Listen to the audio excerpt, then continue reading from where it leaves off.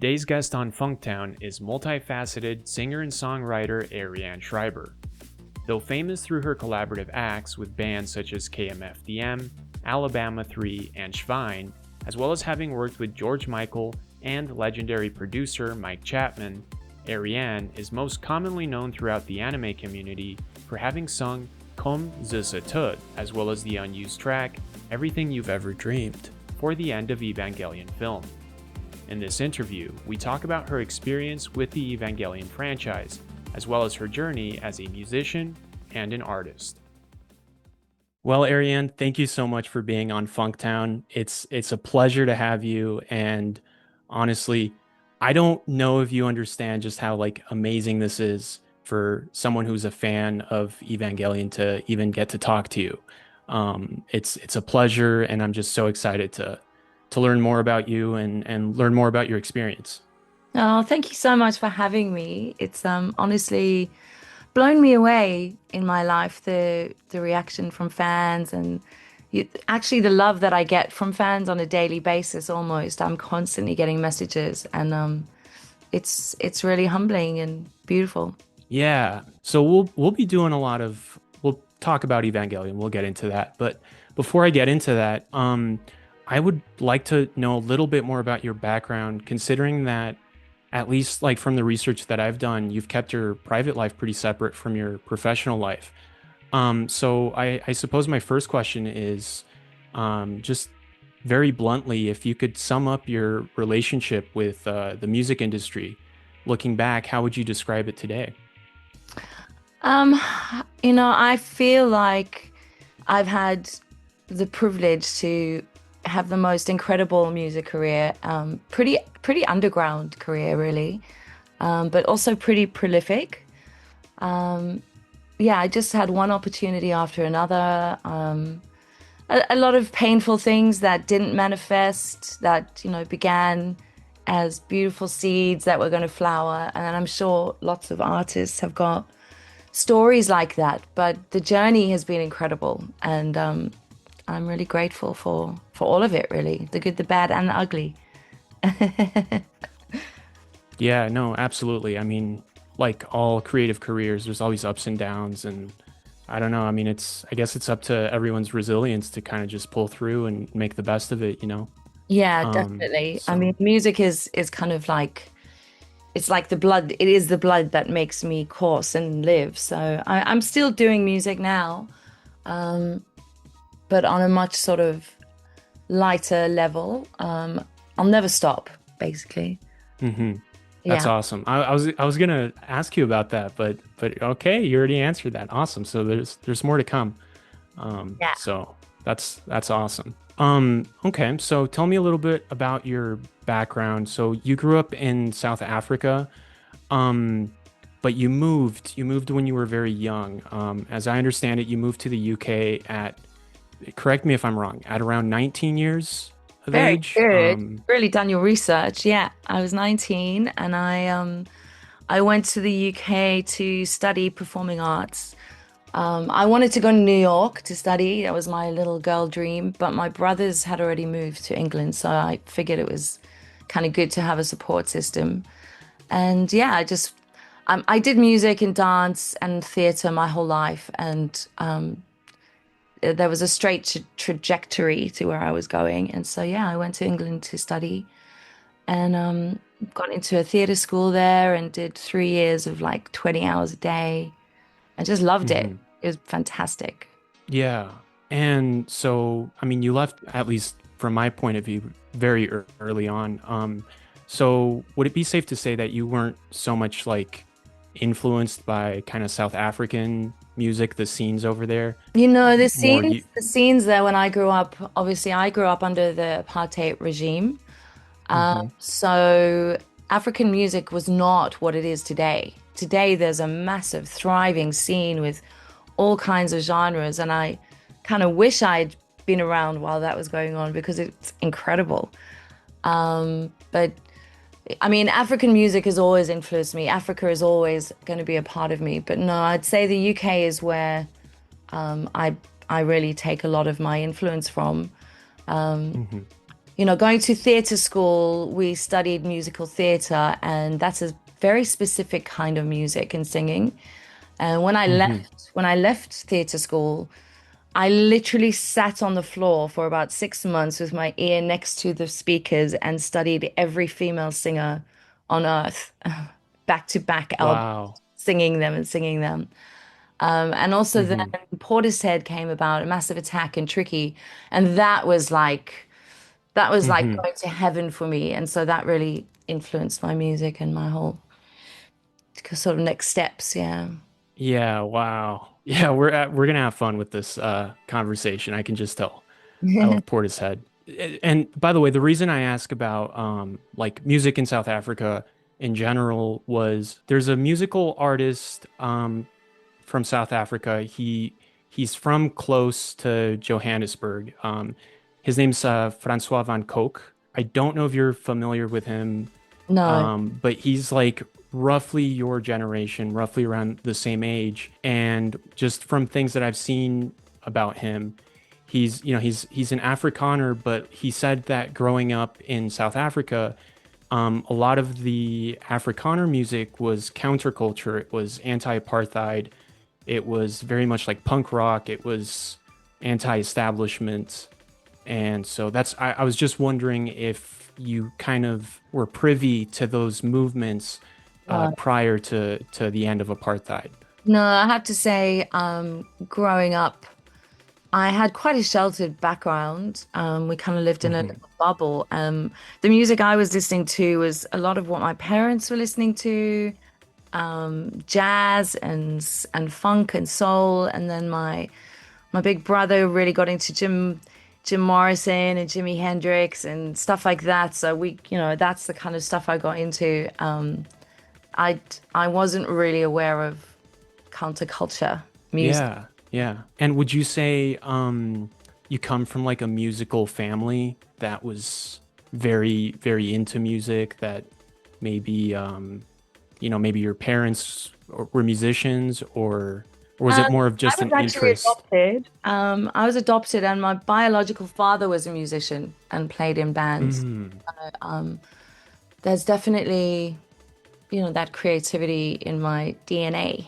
Yeah, so it flows in your veins, I suppose, like you Yeah, mentioned. I mean, ever since I was little, even when I was a little girl, I would just go out into the garden and sing for hours to the trees. Mhm, It's always been music is therapy as well. And for me, it always has been. I don't mhm. really write well when I'm happy. Yeah, no, I totally understand that.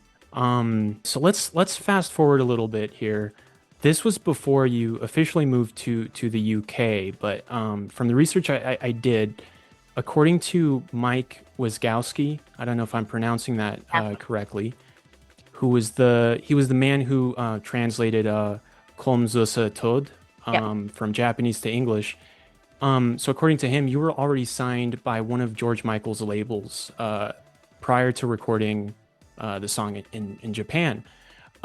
I was just wondering if you were signed to Aegean Records or if Yes. it was another record, and if you remember how you were signed Yeah, originally. I was signed to Aegean Records. I was kind of doing I had an agent, a manager who was Hmm.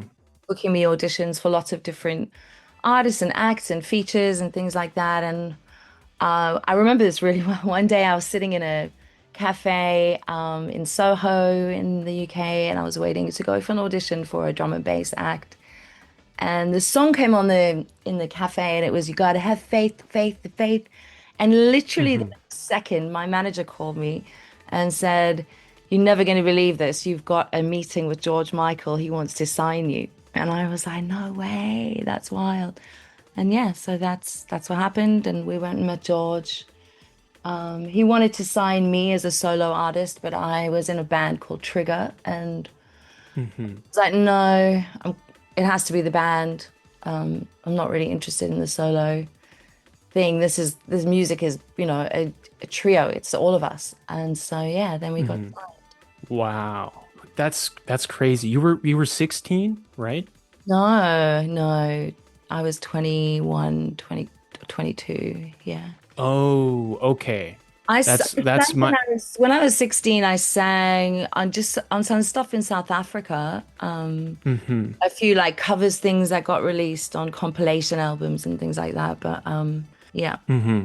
Okay, interesting. So prior to singing for the Evangelion songs, it must have been Rob Davis who kind of introduced you then, or how did you become acquainted with Shiro Sagisu and Evangelion? Yeah, that was through Mike. Like I say, I was in London and I was like hustling hard. I just wanted to be on every project, sing with anyone. I would just say Hmm. yes to every opportunity that came my way, really. And so, you just kept meeting people all the time and doors would open. Um, Hmm. so yeah, I did a lot of stuff with Rob Davis. We wrote a lot of songs. And yeah, met Mike and then got the opportunity to go to Japan. And that's how I met the team in Japan. Hmm. Yeah. Okay, wow. That's insane to think about. I mean, It, when I was 16, I was not doing anything, anything amazing like that. So that must have been a shock or I mean, was it surreal for you or at the time? How did no, that feel? it it was, but we had no idea at the time how big Evangelion was going to be. Hmm. It was like, hey, do you want to come and sing on this anime in Japan? It's going to be fun, blah blah blah. And I was like, yeah, what a fantastic experience. I've never even been to Japan. So, Hmm. um, it was incredible. And I was recording in, little studios in the middle of nowhere and then giant studios that were like spaceships with orchestras. Like it was wild experience. But again, we had no idea how big Yeah. Jack was going to be. Yeah. Kind of get that impression because, this was the 90s, right? And maybe you can fill me in a little bit better, but anime in general was very niche in the West.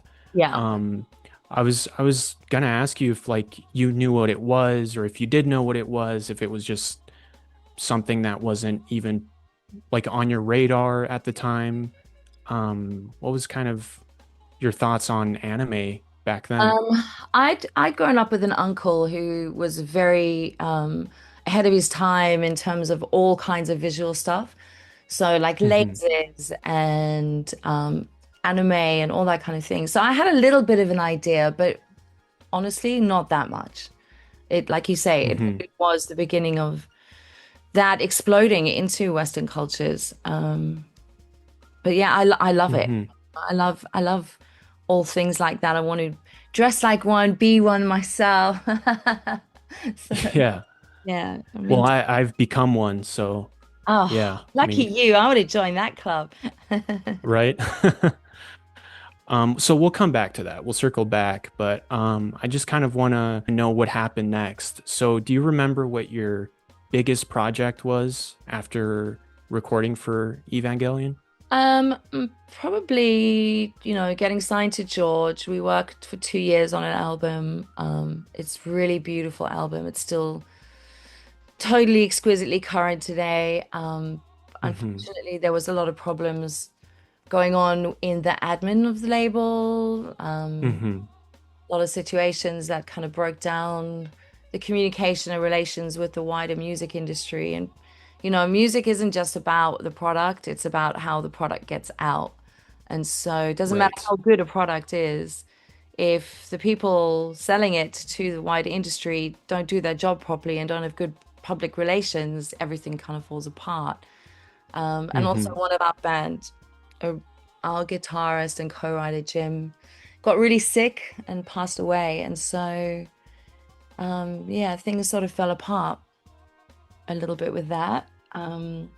Yeah. And it never got fully released and the love that it sort of should have got. That was the next big one I did. And then I got into touring with a band called Pig, which was called Schwein. And we went back to Japan um, Hmm. and formed a band with some really famous Japanese people. And so that was a great project. We toured there for a long time, like 2 months we were in Japan.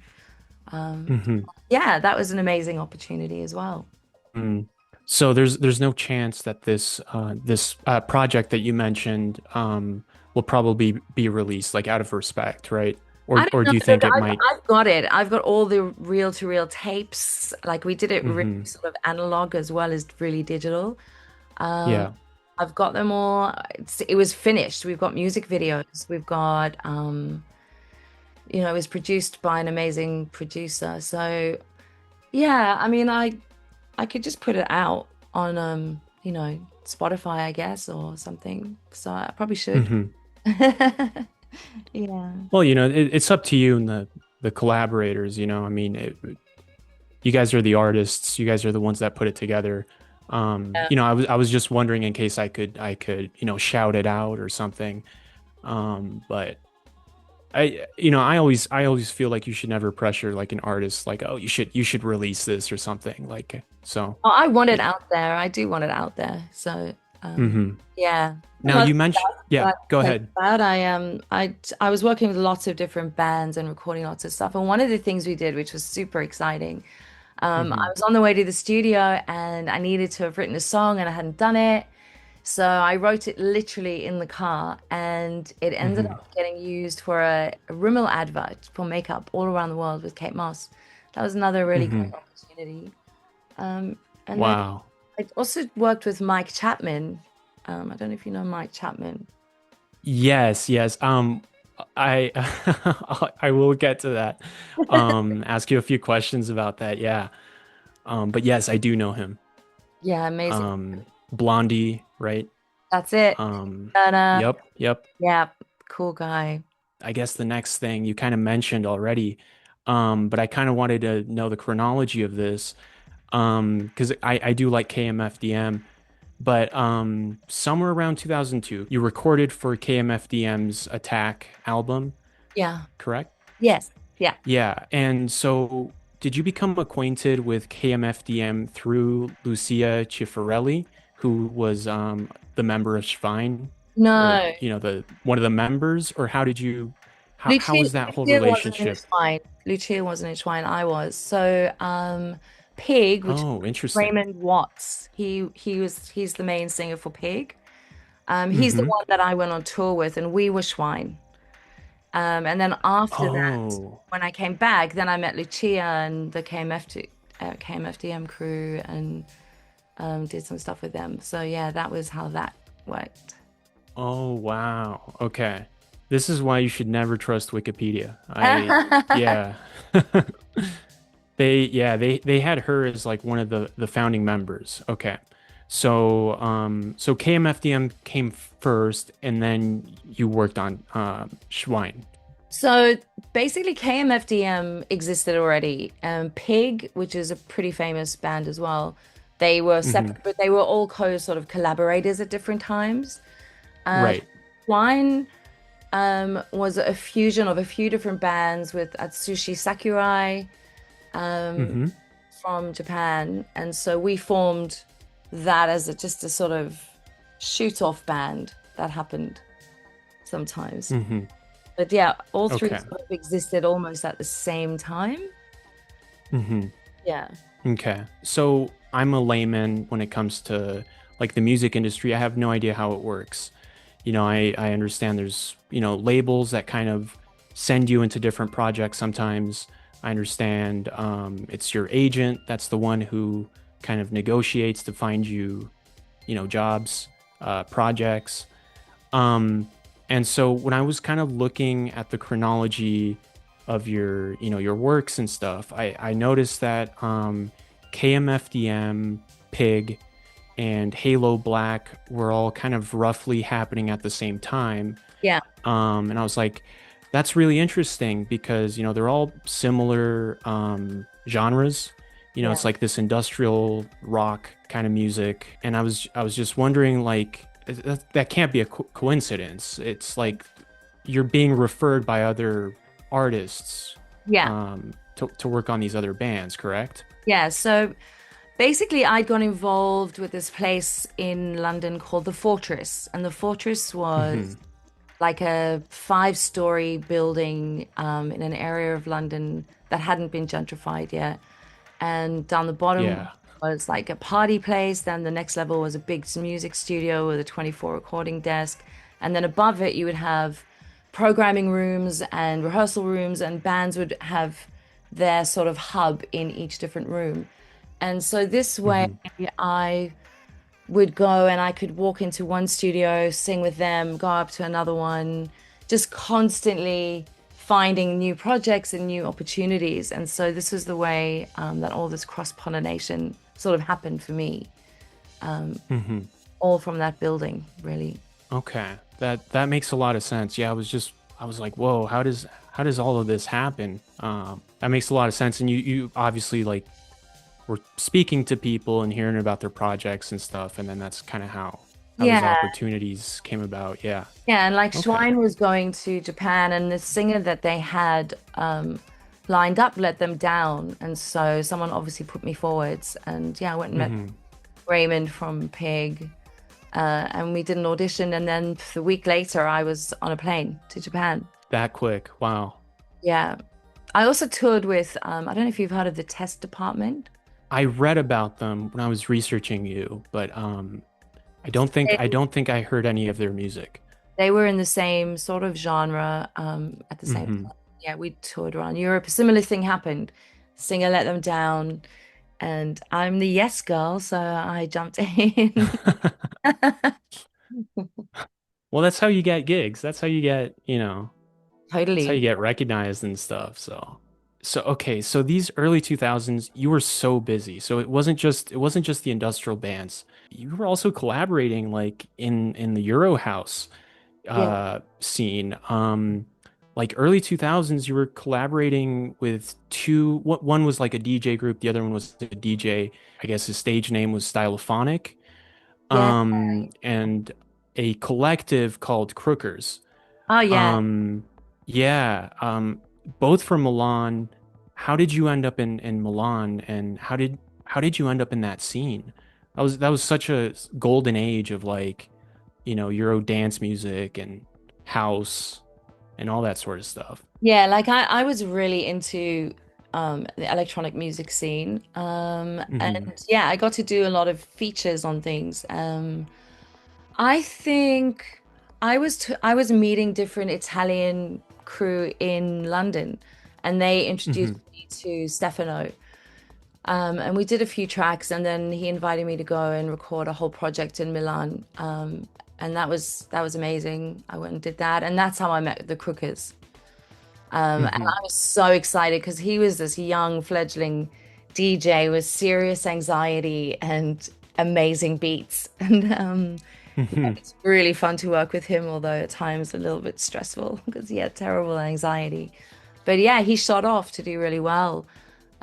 Yeah, I felt very fortunate. I got to tour all of Italy for the Hmm. second time because I'd already done that with the test department already once, and I love I love Italy. So yeah, Italy and Japan seem to be sort of major places for me with music, really. Yeah, yeah. The other Go Italian ahead. was Different Gear. We had Hmm. a couple of hits as well. So yeah, once you meet one collective, Hmm. you start to meet another because even though the music industry is so big, it's actually also kind of small, within its little network. Yeah, I mean, you don't really think about that, but I mean, from what you're kind of been mentioning, I mean, it sounds like London was a hub for genres stemming from like electronic music, and then from there, everyone kind of meets and collaborates. I mean, I know there's different hubs, I know Berlin was still is big like on techno and stuff, but it seems like things that kind of evolved into indie music, it seems to all kind of stem from London. Yeah. Am I getting the wrong impression Oh or no, definitely. I mean, it's an incredibly creative place. I think the friction of that kind of city, assuming New York is, the same, just creates Mhm. that possibility of endless opportunities. Now there's just so many different subgenres. I can't even keep up with all the names. Yeah. I'm a huge fan of music, and I'm always noticing that a lot of my favorite artists, in like dance punk and electro and all that sort of stuff, they usually either come from London or have worked in London. And I was just very curious about that little ecosystem over there. Yeah, I mean, But to me, it's yeah, I mean, kind of my favorite place. And in a way, when I did come over to Australia, I felt a bit snobby, I think, towards the music scene here because it's a whole different scene. It's much more gentle and folky, and I was kind of like, yeah, there's not really a place for me. I tried doing some of my sort of punkier stuff, and yeah, I just mhm. love London. So yeah, I'm glad I've still got the people that I work with there. So I'm planning to go back and finish off an album that's been sitting in the computer for a while now. Hmm. So yeah, looking forward to making that happen. Yeah, yeah, me too. I'm always looking for new music. So, Yay. um, I'll touch on the Australian music scene here in a little bit because I do have some questions for you. I noticed some, I feel like you sound very similar to other artists that I really like from Australia. So I'm just very curious about like if you kind of had a change of heart with Australian music or not. But for now, I'm curious. You were doing a lot of traveling and you were doing a lot of performing. So that just sounds exhausting. I mean, was it super taxing? What was that like, traveling all the time and performing live? I What? love it. To be honest, I feel like that is when I feel the most alive in the world. There is Mhm. nothing better for me than touring and being on stage and working with the crew and all the people around you. Every day is different, and you have to really kind of dig deep in yourself to be, to stay okay every day. And I love that. I guess, I'm a spiritual person as well. And so I love the test of it. I love, yeah, everything about it. And seeing your music on stage grow when you're interacting with audiences, there's nothing like it. Because you can write a song in a studio and it's beautiful and everything, but when you actually watch the song come alive on the stage and what it means to other people, yeah, that's when it really comes alive, basically. So it's the best. I love it. Yeah. Okay. So you kind of feed off of the energy of like the people. Yeah, for sure. Yeah, Hmm. yeah. And in your travels, is there like a particular place where you went to on tour where you're like, oh, I love this place. Like the energy here is different. Trying to think. I mean, when I was touring with the test department, we were touring Hmm. in Italy when there was a lot of political youth, and they would take over really derelict buildings and turn them Hmm. into like little mini communes, and they would grow food and do all these crazy things. And we were involved with the Mutoid Waste Company. Hmm. So that was really kind of underground and cool and felt like part of the revolution. And that was definitely very memorable and exciting. Yeah, that's awesome. Those are my favorite places. They're kind of going away though. Yeah, And what I mean is like, warehouses that some anonymous person buys, and then they just kind of turn it into this communal totally. uh area, where they have concerts and stuff. But the, So run down and stuff, grimy, like those are the best places to experience music. 100%. I mean, one of the places was an old airplane hangar. Hmm. And it was like on the border of Italy and I can't remember which other European country. And it was literally dripping with water. And Oh, that's awesome. I was like, try not get electrocuted. Hmm. It was really brilliant though. We did a great show. Oh, that's so cool. All right, now let's talk about Mike Chapman. Yeah, You did a lot of projects with him, and again, correct me if I'm wrong, because now I'm starting to think the internet is just not that reliable. Um, eventually, with Mike Chapman, you two formed Icon yeah, Electrobox. Is that yeah, correct? that's right. Yeah. Okay, so we'll get to that, but first, what kind of projects did you do with Mike, and what was it like working with someone of that magnitude, because that guy's a legend. I got to be honest. Oh my God, he's a major legend. I think what happened was this: we were already working on Icon, and we got a message on, oh, I can't remember that platform. So anyway, it's one of the famous platforms, the early days where you stuck your music Like on. Messenger. No, Oh, MySpace. yes, MySpace. Yeah. So he was messaging me on MySpace going, "Hey, I love your stuff. I'd really like to work with you. My name is Mike Chapman. I'm a blah blah blah blah." And I remember being in the studio and I looked at the boys and I was like, "Guys, you've got to see this message. This can't be real. Like this is probably like some kind of spam thing." Hmm. But I kept responding and then I Googled him and I was like, "Oh shit, it's real." Um, and so yeah, we started the conversation and next thing we flew to Connecticut and we did the whole album. He's so fun to work with. He has endless, boundless energy. Yeah, it's just an amazing, amazing guy. And you know, he was working with several people like the Haim sisters, Hmm. a few others. And yeah, I think we ended up calling it Smash the Box. The project changed names a few times. Hmm. Yeah, so yeah, we kept working, and then he came to the UK, and we kept working. That project didn't get released either, which is a shame. Hmm. But it's great. It's on my SoundCloud. People can hear it. The song's on there. Yeah. So whose idea was it initially to form this group? Was it kind of a collaborative thing, or was he like, you know what, I'm thinking of this and I think you'd be perfect for um We'd already begun. So I was working with a guy I called see. Simon Pilton and Steve Hmm. Sharples.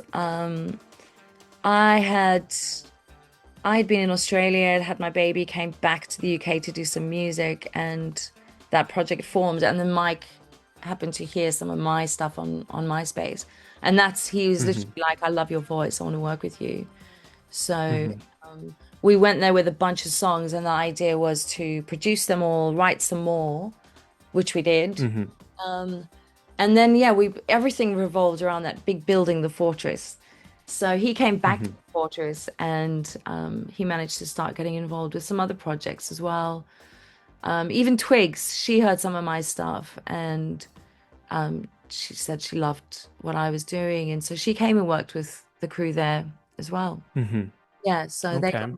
all these different projects. Yeah. Okay. Well, you've already answered one of the questions that I had for you, which was, is it Icon Electrobox or Smash the Box? Just because I saw songs on the internet from Icon that were also attributed to Smash the Box, like on other adjacent websites.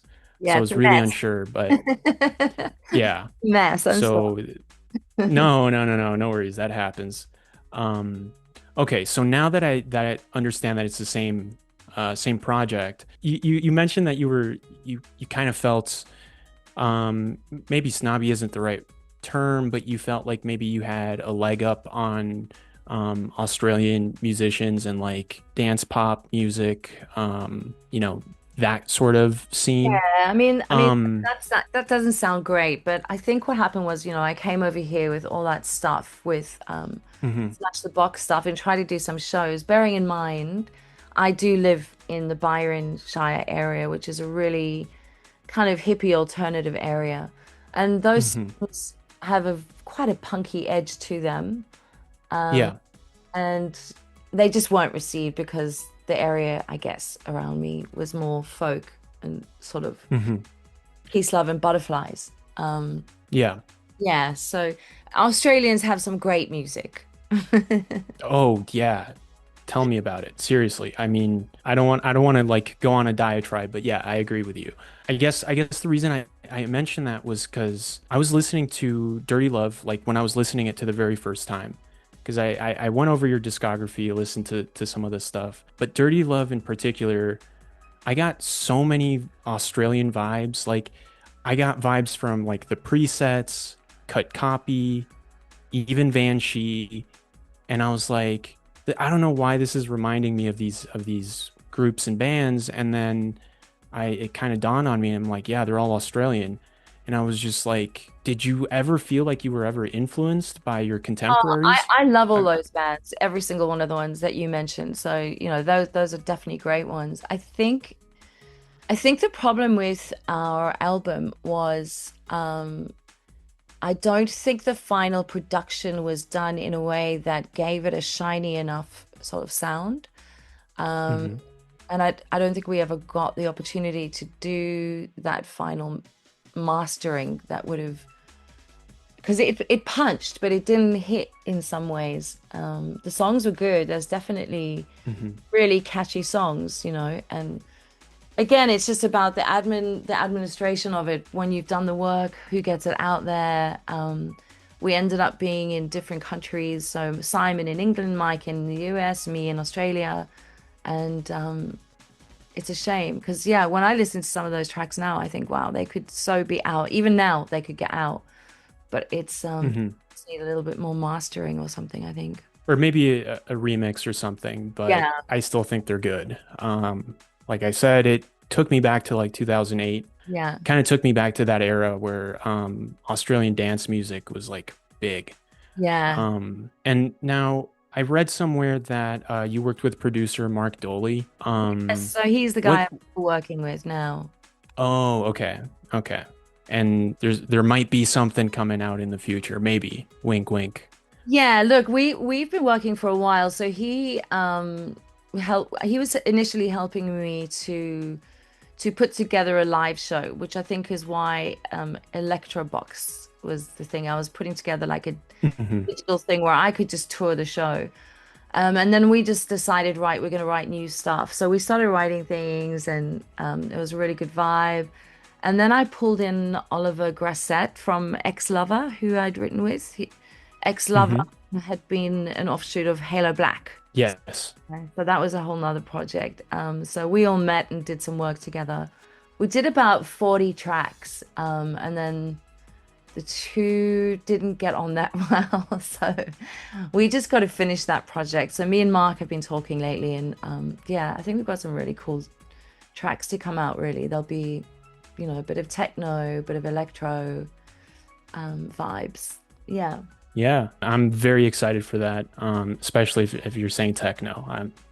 I love techno, so Yeah, Mark's a bit of a um techno king. We also did a track with Dennis Bovell, who's a reggae legend. Um, mhm, we recently put out a remix on Spotify or somewhere. I did a collab with someone here called Dunstan DMC, and mhm, I love collaborating. It can be tricky at times, but I yeah, mhm. working with lots of different people. Yeah, I'll be sure to check it out. I did some stuff with the Alabama 3. I don't know if you know them. Yeah, t tell me about Alabama 3. Yeah, so they actually came to Australia, and I had just had my baby, and my sister-in-law Hmm. was like, "Hey, come out with me for the night." I hadn't been out for so long, so I thought, "Okay, we'll just go out for, a meal at a place." And there was this band sitting there, and I was hungry for some UK energy, so somehow I Hmm. sit down and chat to them, and the next thing I know, I'm writing and recording with them, which was really, really cool. Rob Love from Alabama Threes, one of the most incredible songwriters of our lifetimes, I think. He's got an amazing Hmm. voice, a major influence on me and my singing techniques and everything. So yeah, that was also an incredible opportunity. And we wrote a few songs, and yeah. Yeah. What tracks did you do with them? One's called Bad to the Bone. Hmm. Um, oh, I I'll put it up here so everyone can see. to the bad to the I can't even remember all of them. We did a few. We wrote a few on our stuff as well that was never released yet. So hopefully Hmm. we'll be able to finish that one. Oh, I hope so. I hope so. Yeah. Just I really love that energy, and the history of UK music in general is fascinating, particularly how it exploded. I want to say like right after Aphex Twin's first album. Oh, It love just Apex Twin. yeah, just things exploded. Yeah, I mean there was always, that underground dance scene. Yeah. there was techno and all that kind of stuff and early days of raves. But yeah, you're right. That did change things. Um, Hmm. I mean, I was experiencing, there's that indie side, which was the bands as well, Placebo, Hmm. Block Party. yeah, all that kind of stuff Yeah. was all happening, Yeah. and it was all happening in the fortress. This is the amazing thing. We were all exposed to everything there, because even if the bands weren't officially having their own studio there, they would come and rehearse downstairs. So Hmm. The Prodigy even came through. Yeah. Yeah. Quite amazing. It was To amazing. be a fly on the wall there. Ah, you cannot imagine the amount of times I would say to Sean Harvey, who ran the building, dude, why are we not filming all of this? Like, this is Hmm. history. This is music history that will never be seen again. We should be videoing all of this. But Right. Right. yeah. Was there a no filming policy like in Berghain or? No, no, but I was thinking this is before reality TV. I was thinking this should be Mhm. like we should be capturing everything.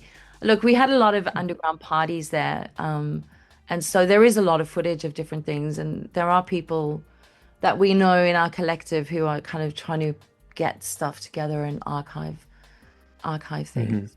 Yeah. I hope they find some footage because I'd kill to see that documentary and just see all the bands that pass through there and kind of see the evolution of the scenes. Yeah. Jeez. Well, now to kind of circle back to Evangelion here, because I guess this is an anime channel. I can't just switch to a music channel, unfortunately. But I'd love to though. But if I'm not mistaken, it wasn't until 2011 where the Evangelion community, at least, caught wind of who you were because you were credited with the mononym Arianne. Yeah. And there wasn't like any additional information. I mean, I guess you'd really have to dig deep to kind of find out who you were. I guess my question to you is, were you surprised that people were like trying to, like send you DMs, trying to get a Oh, hold of you? 100%, 100%. I was totally blown away. And still to this day, I don't really know why they didn't credit my full name or anything. But again, it's like we had no idea how big it was going to get, I guess, and I'm not sure things in Japan in the music industry work differently to everywhere else. They paid me Hmm. like a fee to do it. They don't pay you royalties or anything like that. So I guess I was, in a way, without don't want to disrespect them in any way, but they didn't treat that with respect in a way, if you know what I mean. The singer wasn't that Hmm. important to them. But I was Yeah. completely blown away and in awe of the fans and how much, I mean, we can't survive without, nothing survives without the love of the people for art. So it's a credit to all of them. So thanks Hmm. for finding me. Yeah. And as I understand it, sometime during the Evangelion theatrical films, you tried to reach out to Hara. How did you find out about the new films? Was it through an old manager, or how did you know that they were making new Evangelion content and you wanted to be a part of it? Um, yeah, definitely fans had suggested that to me. I had got Hmm. quite a few messages saying, we want you to be part of it. So I had a person in Japan who had brought me out to do some shows, and she spoke Japanese as well. So yeah, I contacted her and just said, hey, can we chat with them and see if, they'd be interested? But yeah, we didn't really get a response. Well, no response is You a know, response.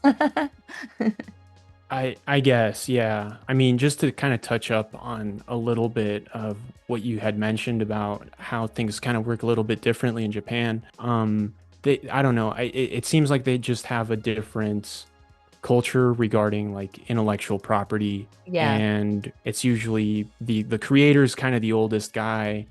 So maybe the collaborators aren't as important. So it is a bummer. It is. I mean, I would have loved for you to have done more work and stuff like that, but Yeah, they totally. just they seem to do things very differently, to put it diplomatically. Yeah. Yeah. Now, I'm only going to ask this because I'm sure people are wondering this and I have to ask this. But just following kind of the explosion of Evangelion, getting to see how big it is, how big your collaboration has been with the fandom and everything. Did you ever think of like, you know what, I might watch this series or I might watch a movie? Did you ever get to like at least watching an episode or anything like that? Oh And it's yeah. okay if you didn't. I Yeah, totally yeah, get it. yeah, of course. Yeah, absolutely. Oh, okay. That's awesome. Yeah, yeah. I mean, And I actually want to watch, I want to watch a lot more. And I need to. My life is just so busy right now, but yeah, and people around me are all like watching tons of it because of the song. It's kind of cute. Lots of my friends are like, "Oh my God, I just watched the entire series just so I could see our song." It's really cute. yeah, that's actually pretty heartwarming. Yeah. So I think it is very cool that it's also getting other people into the series. Yeah. And what was I mean, just from what you've seen about like the fandom and everything, what's your impression of the series if you have one? I mean, I think it's been just one of the most groundbreaking anime series ever, really, you know. Hmm. It's made a name for anime and opened people's eyes to want to watch lots more, which, you know, is fantastic. It's definitely Yeah. it's definitely like the shining torch of anime, right? Yeah, I mean, in a lot of ways it is. At least for me, I mean, I've built a YouTube career because of the Yeah. series. So I mean, I have everything to thank for it. Yeah. Yeah. And just to conclude, I mean, these days you're still very artistic. You've transitioned into other artistic endeavors. You've kind of focused on a lot of like holistic things, you know, like yoga. And from what I've seen, like you prepare vegan food. Yeah. Could you, if you want to, could you share a little bit more about these like endeavors, these businesses of yours? Yeah, sure. So I've been animal rights advocate since I was 15. I stopped Mm-hmm. eating animals when I was 12.